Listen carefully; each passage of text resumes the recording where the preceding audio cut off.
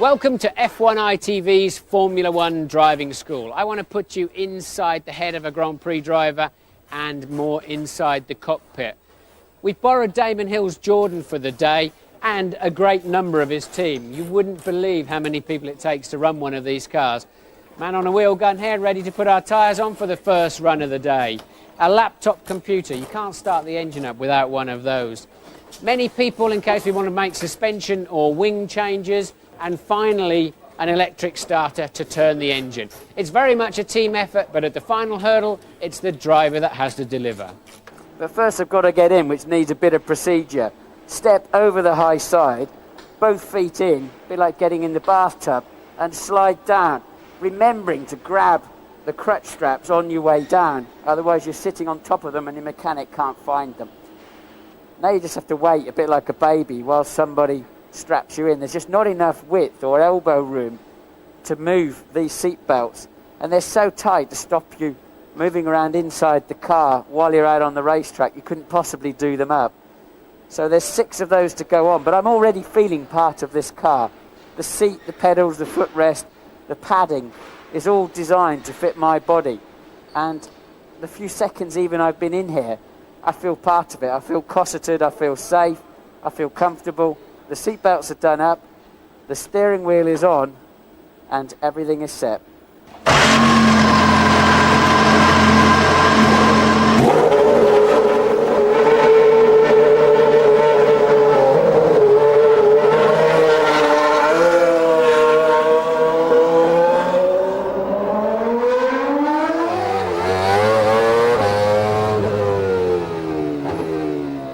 The exit of the pit lane is very narrow, very tight, and now we've got incredible acceleration.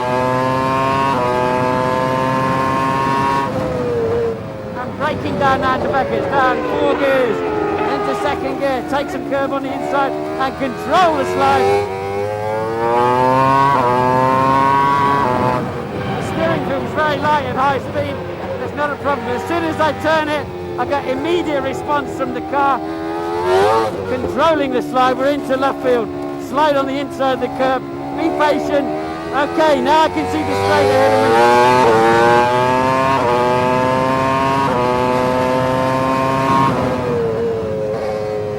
Now if I brake too late, the car wants to snake around. I need a little bit of rear brake balance.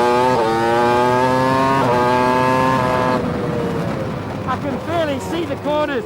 I'm just peeping over the top of the monocoque. You need to be down there for weight distribution, centre of gravity, but it makes it very difficult to see the corners and the curves coming up.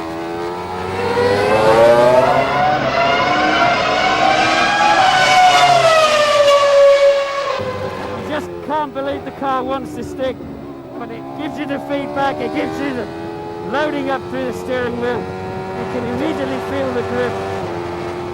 And as you go further and further, you feel more and more comfortable in the car. The car becomes part of you. It reacts to whatever you're thinking about and want to do next. You can more or less think the car around the circuit. Very small movements. The smoother you are with the car, the better it handles, the more it gives you back.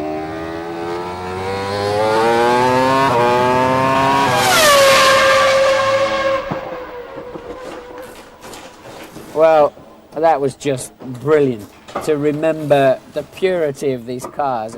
Squeeze the throttle and you get an instant response, surging forwards up to 16,000 revs. Brilliant.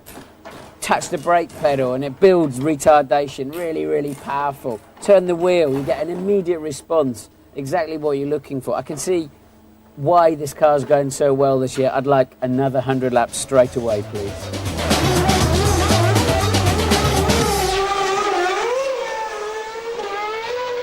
Welcome to the grid here at Silverstone. Now the start is often your best chance of overtaking in Formula One and of course of losing places too. Go! Good start by Mika Häkkinen. He's through, he's past Schumacher and Coulthard. Terrible start for the Ferraris. There's over 17,000 brake horsepower waiting here on the grid as the 22 cars line up to depart. It's a technical procedure and as ever not quite as straightforward as it first seems. I'm coming onto the grid now, down to first gear, take neutral, There's my number on the side of the racetrack. There's where my grid slot is going to be. Pull in towards the white box. Line the front tyre up with the yellow line. Basically, there's three ways of getting these cars off the line. The first one is what I call granny leaving the supermarket. Minimum revs, minimum wheel spin, and unfortunately a big chance of stalling the engine. Okay, we're waiting patiently on the line. The first red light is on.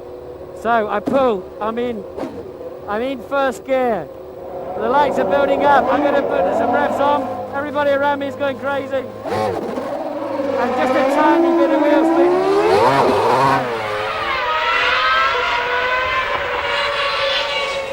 Option 2, the Boy Racer. All the revs on the rev limiter, drop the clutch, spin the wheels, 50 quid's worth of rubber on the racetrack. Looks good, feels good, sounds good, but it's not the best way.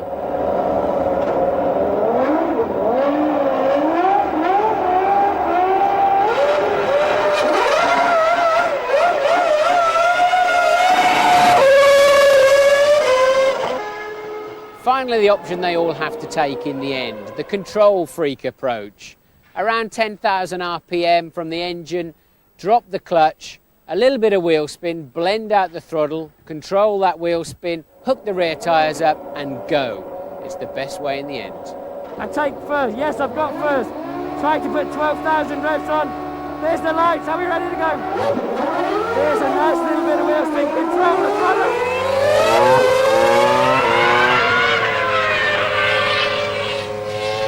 Well, that's the right way to do it, but it can very easily go wrong. It's a very delicate operation.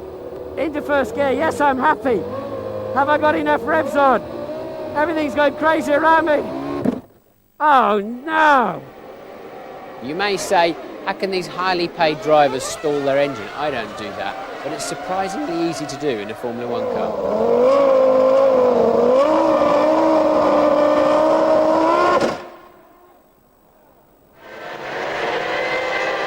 If you do stall the car on the line, you're torn between two options, sticking your hand out of the cockpit to warn the other drivers, or burying your head and waiting for the impact. But there's even more to this starting business than that. There's so many other factors. How hot is the track? How sticky are your tyres? How much downforce are you running? How much fuel have you got in the car? Is it on an uphill slope or a downhill slope, the start line? You just have to get a feel for it to get it right.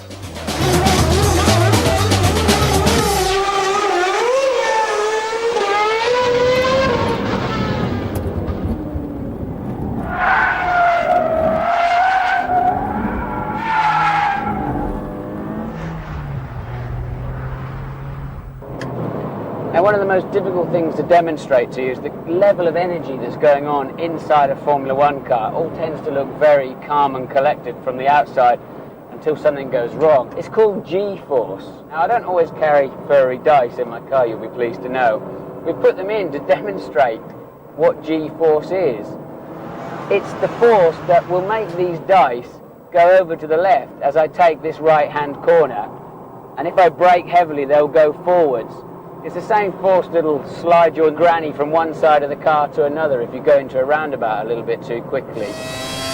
Here's a good example, Eau Rouge at Spa. A big left right in the bottom of the hill, about 170 miles an hour, then leap off the curb on the way out. Massive energy going on there. Here we are in my road-going Ferrari, which is probably the fastest car on the road.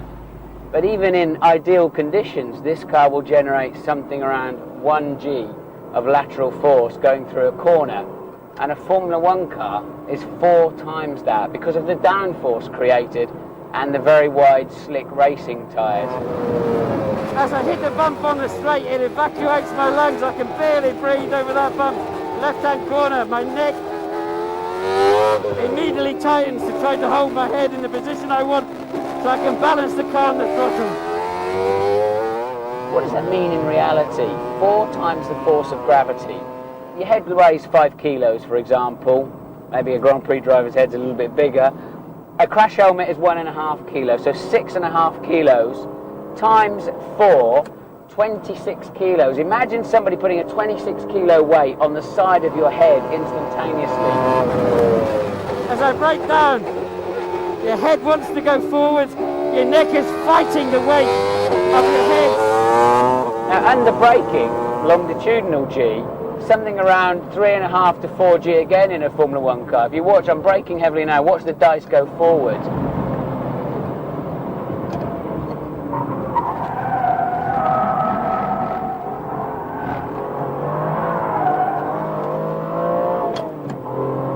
I've had it on a coolish day where you get little drops of water in the corner of your eye.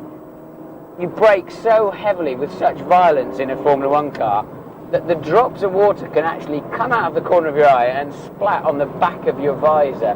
That's some pretty serious stopping power. Worse than that, your internal organs are also subjected to the same forces as our furry dice hair. And they're moving around inside you too, and rattling around on your, against your rib cage. And that just soaks up your energy.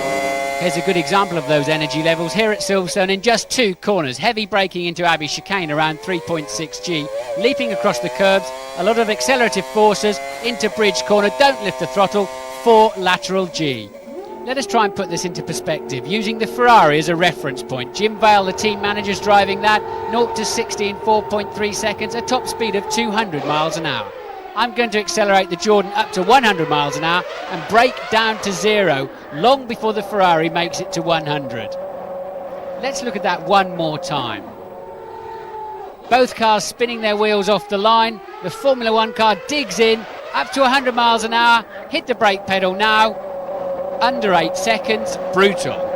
Well, we couldn't find anywhere to hang the furry dice in this, but I hope now you've got a much better understanding of the forces at work in a driver's office.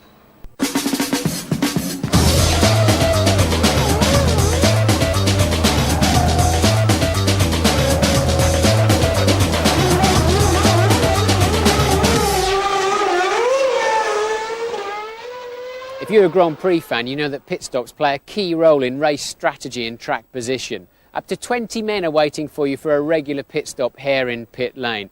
They can win or lose you the race, but the driver plays a key role too. Second gear, across the cross a little bit. Bring it to the inside balances in this time, so we must be quick through that pit lane. Pit lane. Incredibly tight, but this is part of the race, so we've got to get through here as quickly as possible. There's the speed line. Okay, I'm heading towards my name at 120 kilometres an hour. Remember, that's faster than Michael Schumacher when he hit the wall. Okay, I'm hitting neutral, holding my foot on the brake, holding the wheel straight, keeping the revs consistent. In gear it said, and we're away. Up to the limiter. Where's the line? There's the white line and away. Tight corner, full forward, control the slide. Well, I was satisfied with that stop, but it doesn't always work so well. Here's a Jordan and a Williams pitting at the same time for race position. The Williams skidding into the pit lane, but no problem for their mechanics. Now, who's going to get away first? Clearly, it's Ralf Schumacher in the Williams. A slight problem at the back of the Jordan, and track position has been gained. But there can be other problems too. Here's some driver error from David Coulthard, arriving too quickly in a slippery pit lane, skidding past the pits. Everybody has to move, the wheelmen, the fuel men. It adds 5 or 6 seconds to the stop. This time it's Häkkinen's McLaren. They can't tighten the left rear. This would eventually cost him the British Grand Prix. Let's take another look at that pit stop in the Jordan. Coming in the pit lane now, slowing down. It's incredibly narrow and slippery, being very, very careful through there. Quite a tight chicane. Now I'm looking for the speed limiter line. There it is now, braking hard to make sure I'm not speeding. Now I'm heading for my garage of men. Braking hard, there's a guy with his hand over the right front tyre. I know where to park. Tyres are coming off, I've hit neutral, I'm watching that lollipop ahead of me. It says brakes on to keep the rear wheels from spinning. I'm holding the steering wheel straight. Now I pull for first gear, the lollipop goes up, and I'm confident to pull away. I can't see anything in the mirrors until I'm out in the pit lane, but I trust the man on the lollipop implicitly. Now I've got rid of the speed limiter and I'm regaining speed out onto the racetrack. A quick glance in the mirror to see if anything's coming, and I join the racing line now. Calculating the time lost in that pit stop is a simple school equation where E equals the time lost. First of all, A, slowing into the pit lane itself and then regaining speed afterwards, is bound to cost you around 3 seconds. The pit lane must be negotiated at reduced speed. Then the team garage zone is limited to usually 120 kilometres per hour. Time lost, 24 seconds. The pit stop itself for fuel, tyres and cleaning of the visor and radiator ducts varies. One stoppers take on more fuel, of course, than two stoppers. Time lost, one stopper, 11.5 seconds, two stops, 8.5 seconds, three stops, 6.5 seconds. Whilst it feels as if you're crawling down the pit lane on the limiter, it would still take time to negotiate the normal racetrack from pit entry to pit exit. This time has to be deducted, let's say 12.5 seconds. So for a two-stopper, the total time lost for each pit stop is A plus B plus C minus D. In this case, 23 seconds. In a 60-lap race with two scheduled stops costing a total of 46 seconds, the car must be more than 3/4 of a second per lap faster due to reduced average fuel load and fresher tyres to be advantageous. That's relatively easy to achieve, providing there are no problems. It's pressure time for the mechanics. Your life is in their hands. They must get those wheels on properly and, of course, get the fuel on board. As the car heads down the pit lane, they're all thinking, have I done my job properly? Well, that's the theory, and it's very much teamwork, of course. You're sitting in the car, there's so much action going on around you, it's difficult to know exactly what's happening. You feel like the race is passing you by. 8 seconds will never seem longer.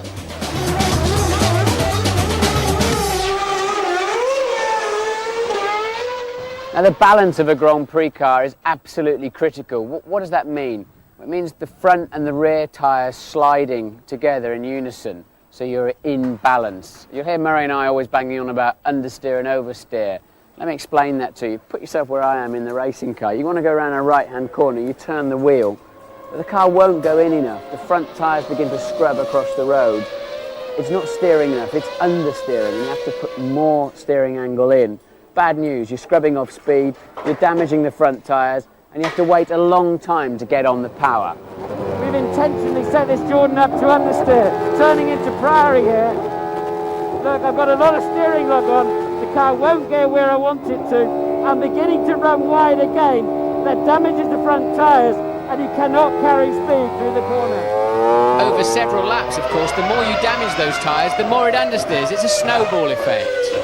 Let's see what it means in race conditions. Fisichella turns in. He's got enough steering lock on now and has to crank another quarter of a turn on the steering wheel to get around the corner, pushing the tyre sideways down the road momentarily.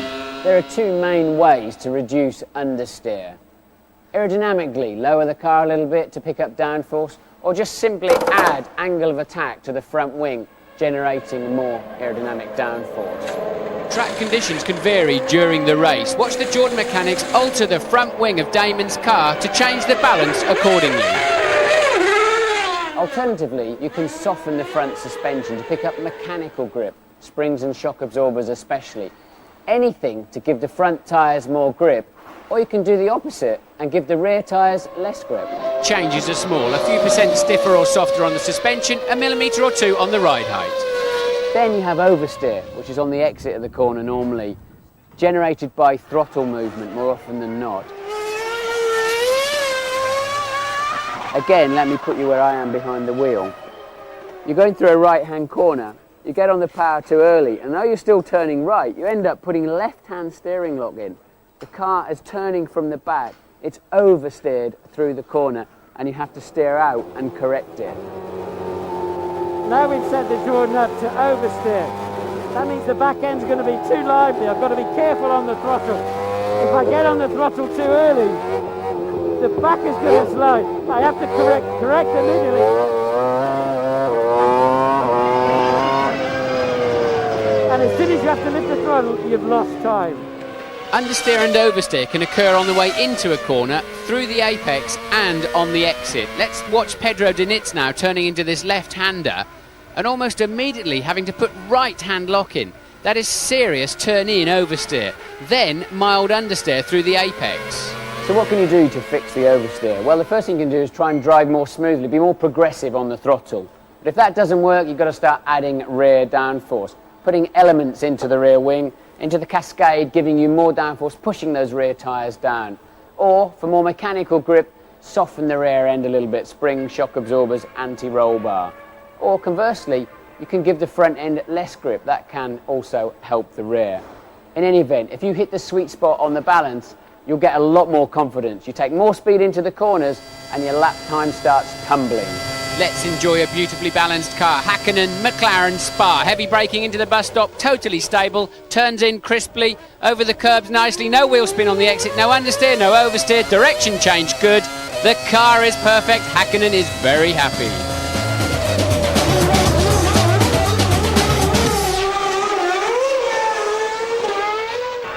Formula One cars will spin off for many reasons, and here's a few of them. Punctures, suspension failure, rear wing collapsing, or simply the driver trying too hard. Well, let's all admit it, we actually enjoy watching the cars spin off the racetrack.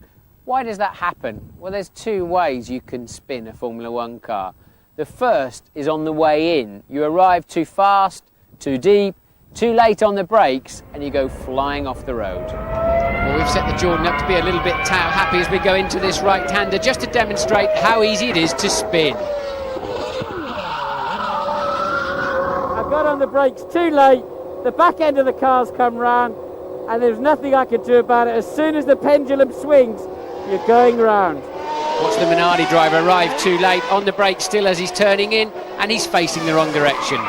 Villeneuve in the BAR at higher speed doing exactly the same thing. Ralf Schumacher trying to outbrake up the inside on the dirty line, and again he couldn't hold the bag. Now let's watch this Jordan another time. Right-hander ahead of us, but I'm too late on the brakes now, and it just spins round. Very little warning when that happens. Let's see that from on board behind the steering wheel. And again I'm going to brake too late, but usually it's as you downshift it just finishes it off. There's just not enough grip on the rear tyres, and round she goes. I managed to grab a handful of clutch, so I'm still in the race. I'll turn the car around and carry on. So assuming you made it into the corner, you've still got to get through the exit. You've got a fantastic amount of power underneath your right foot, but you have to be careful with it. If you abuse it,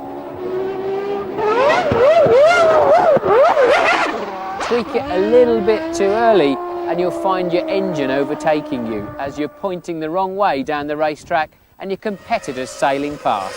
And Rubens Barrichello, of course, knows as well as does Mika Häkkinen what the Finn is going to try. And he tries right up behind Rubens Barrichello. Oh, he's going to spin. He caught the white line on the inside. Mika Häkkinen has shot himself well and truly in both feet. Well, that looked good fun. Let me have a go, Mika. Eddie Jordan's not watching. The tail end stepping out already. Now I'm going to get on the throttle. And the car spins round amazingly quickly. But as soon as it starts turning, your focus goes to getting it lined up, ready to continue down the racetrack. Well, I did that for you all by myself, with the track to myself. But imagine if you're wheel to wheel with another car, or it's wet, or there's gravel or oil on the track, it becomes even more easier to do that. But you know, you've got to spin from time to time, otherwise your mechanics think you're not trying hard enough. A little bit of fun for me at the end of the day before we put the car away, just enjoying the power of a Formula One car. Our thanks to the Jordan team, and I hope this series of Formula One Driving School has given you a greater insight into the world of the Grand Prix driver.